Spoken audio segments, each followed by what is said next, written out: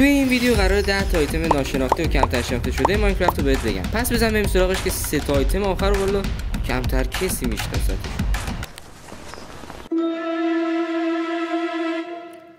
تگ نام تو ماینکرافت یا آیتم باحالی که بده اجازه میده به موجود بازی اسم بذاری. مثلا میتونی گاوتو مش حسن اسم صدا کنی یا مثلا چه میدونم زامبی رو شپردسون صدا کنی. من حال ادامه دادن ندارم. این تگ باعث میشه که موجودات بعد از نامگذاری دیگه دی اسپان نشن، یعنی حتی اگه از دور غیب نمیشن. خلاص اینجوری برای استفاده باید تگو توی انویل با یه اسم بنویسی، بعد روش کلیک راست کنی روی موجود. یه چیز باحال اینه که اگه اسم خاص مثل دینر بون یا گرام رو بذاری موجود وارونه برعکس میشه. خب اینم برای بیکاری این کارا میتونه انجام بده استاد. پیدا کردنش خیلی سخت و کمیاب تو گیم معمولی، چون کاربردش بیشتر تزیینیه خیلی سراغش نمیرن، ولی تو سرورهای برای نگه داشتن پتای باحال حسابی به کار میاد. مثلا میتونی یه ویلیجر رو نامگذاری کنی که گم نشه. گفتم که این موقعی که بیکاری تو سرور باعث میشه حوصله‌ات سر نره. بریم بعدی. دیباگ استیک. اینو مود فارسی نمیگم چون انگلیسیش بولتره. دیباگ استیک تو ماینکرافت یه آیتم عجیب غریبی که فقط تو حالت کریتیو به کار میاد. این چوب جادویی بهت اجازه میده ویژگی‌های خاص بلوک‌ها رو عوض کنی، مثلا جهت پله‌ها رو، شکل فنس‌ها رو یا حتی حالت درها رو دستکاری کنی. فقط کافیه روش کلیک راست کنی و بلوک و بعد گزینه‌های مختلف رو تو منو انتخاب کنی. حالا چرا باحاله؟ چون میتونی بدون دردسر خراب کردن بلوک‌ها دقیقاً همون شکلی که می‌خوای درستش کنی. ولی فقط تو کریتیو کار میکنه دیگه. تو سروایوال نمیتونی ازش استفاده کنی. بعد به دست آوردنش هم یه کد داره که ماینکرافت پلیراش میره، چون تو بازی به صورت طبیعی پیدا نمیشه. به خاطر همین کد گذاشته. به خاطر همین خیلی از بازیکن‌ها حتی نمیدونن همچین چیزی وجود داره. بیشتر برای سازنده‌های مپ یا کسایی که دنبال دکوراسیون خیلی دقیقاً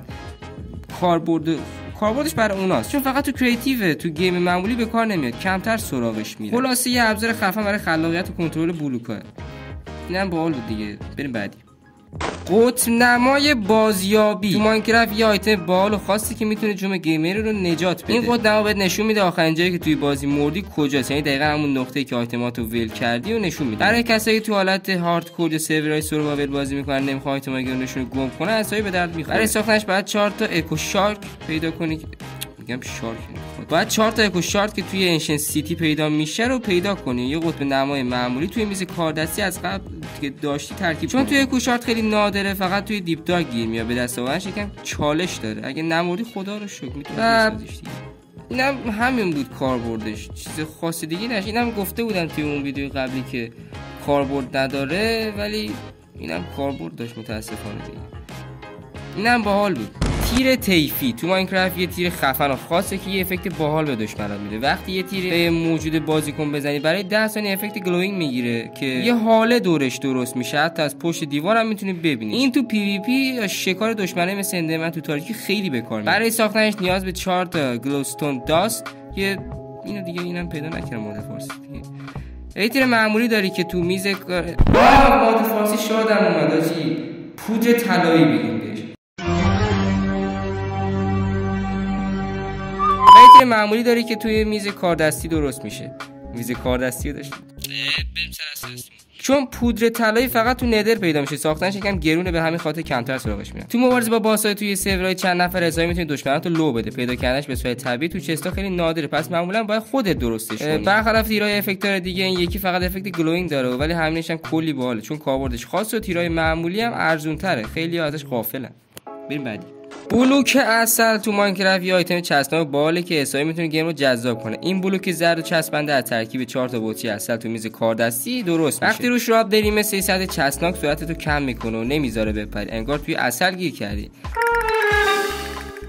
باحالش اینه که اگه از روش بپری پایین آسیب سقوط نمیبینی چون نرمه دیگه. نرمه چی؟ تو ردستون هم خیلی به کار میاد چون میتونی بلوک رو بهش بچسبونی و بکشی، ولی پیستون نمیتونه خودش حرکت بده. برای پارکور تله یا دستگاه ردستونی حسابی کاربردی. زنبورا هم عاشقشن چون به کندوی زنبور ربط داره. عسل دیگه مشتی به چی ربط؟ چون ساختن چیز نیاز به عسل داره و کندو پیدا کردن یکم زحمت داره. خیلی سراغش نمیرن. تو دکوراسیون هم میتونه خفن باشه. بریم بعدی. خورشت قارچ تو ماینکرافت یه غذای ساده و ولی باحاله که شاید خیلی نادیدش بگیرن. این آیتم یه کاسه پر از خورشت قارچه که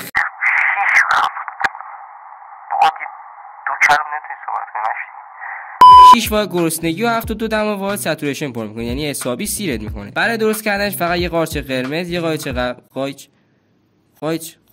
قایچ چیه؟ حالا یه باحال، اگه اون گاو قارچلی پیدا کنی و بزنی روش با کاسه مستقیم برات خورشت قارچ میده، ولی چون نمیتونی استیکش کنی مثل بقیه غذا تو این ون جا زیاد میگیره و یکم رو مخ. به خاطر همین خیلی‌ها میرن سراغ استیک یا سیب زمینی پخته. یه کاربرد دیگه‌ش هم اینه که میتونی باهاش رابید استی بسازی و که غذای قوی تریه. تو کامپوستر هم میتونی بندازیش تا بون میل بگیری. بیشتر تو اوایل گیم تو جزیره قارچی که قارچ زیاده به کار میاد. خلاص آیتم باحالیه دیگه. گفتم اینم بگم اینجا باش. بریم بعد. فایر شارژ توی ماینکرافت یه آیتم باحاله که شاید کمتر بهش توجه شده باشه. اما بس مزنیه.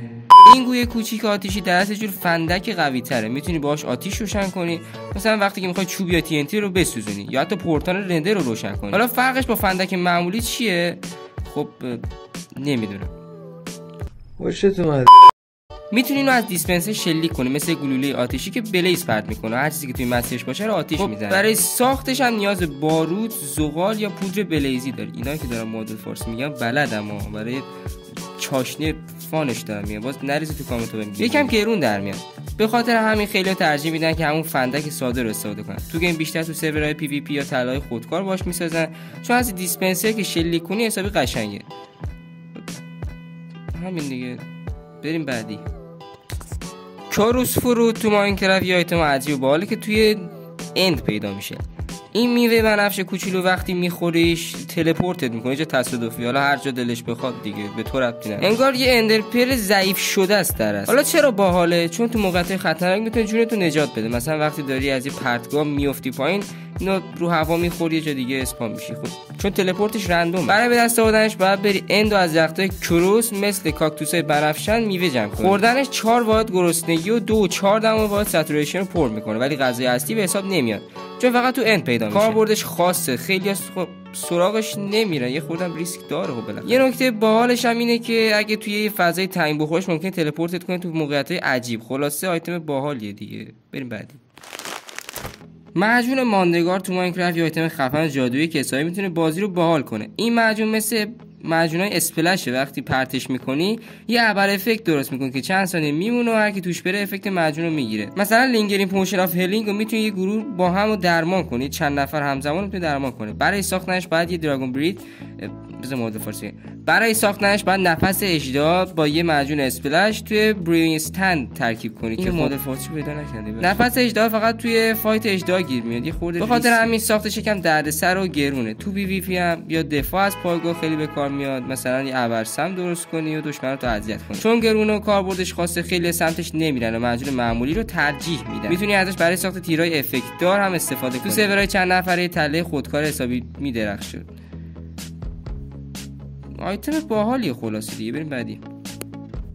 بطری شوم تو ماینکرافت یه آیتم جدید مرموزه که حسابی حال و هوای ماجراجویی به گیم میده. این بطری وقتی مصرفش کنی بهت افکت بد اومه میده که میتونه توی ریت روستا را بندازه و یه کار دیگه هم داره، منتظرم اون تو کامنت ها بهم. برای به دست آوردنش باید یه رید کپشن یا ایلیجر با پرچم رو بکشی یا تو چستای تریال چمبرز پیداش کنی. بطری‌ها توی 5 سطحن که هر سطحش بالاتر باشه افکت قوی‌تری داره طبیعتا. چون تو آپدیت 1.21 اضافه شده خیلی هنوز باهاش آشنا نیستن، کاربردشون نمیدونن. توی سرورهای چند نفره برای جمع کردن لوت‌های نادر مثل ویکور حسابی به کار میاد، فقط باید حواست باشه چون فعال کردن رید میتونه گیمو خیلی سخت کنه برات. به خاطر جدید بودن و نیاز به استراتژی کمتر تو گیم معمولی میبینیش. اگه میخوای یه چالش حسابی با جایزه خفن داشته باشی، خب این بطری شومو میتونی امتحان کنی و دیگه همین کار که میخوای انجام بدی انجام میده برات.